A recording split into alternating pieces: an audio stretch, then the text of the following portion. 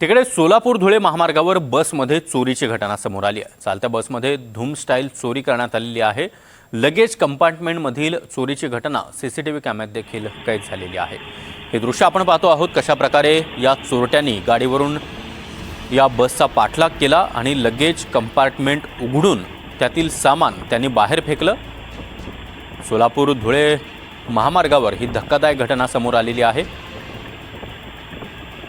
राहुल कुलकर्णी सध्या आपल्यासोबत जोडले गेलेले आहेत। राहुल सर, अतिशय धक्कादायक बाब म्हणावी लागेल, कारण दुचाकीवरून या बसचा पाठलाग करण्यात आलाय आणि धूम स्टाईल ही चोरी करण्यात आलेली आहे।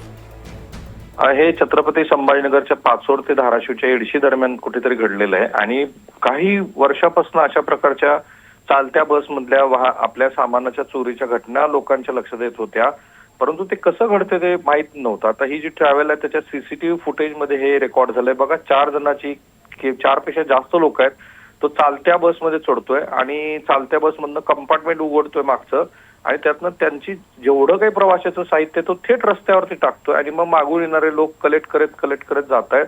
तर आता हे पोलिसांच्या लक्षात आलंय की हे कशा पद्धतीने घडतं आहे। जवळपास 200-250 किलोमीटर पर्यंत चोरट्यांचा हा सगळा वावर आहे आणि कित्येक लाख रुपयाचं सामान अशा पद्धतीनं चोरट्यांनी पळवून नेलं असं दिसतंय।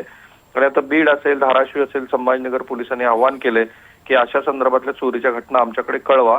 पण हे गुपित तर उघड झालं सागर की कशा पद्धतीनं चोरटे सराईतपणे राष्ट्रीय महामार्गावरती चोरी करू शकतात। नक्कीच राहुल सर, ही दृश्य आपण पुन्हा एकदा दाखवणार आहोत कशा प्रकारे ही चोरी करण्यात आलेली आहे। एका मोटरसायकलवर हे चोरटे तिघं बसलेले होते, त्यातील मधला चोरटा हा मोटरसायकलवर उभा राहिला आणि त्याने ही बस मागच्या बाजूने तो बसवर चढला आणि लगेज कंपार्टमेंट त्याने उघडलं आणि प्रवाशांचं साहित्य एक एक करून तो रस्त्यावर फेकत होता आणि मागचे चोरटे हे सामान गोळा करत होते आणि चालत्या बसमध्येच या चोरट्यानं उडी घेत तिथून त्याने पोबारा देखील केलेला आहे।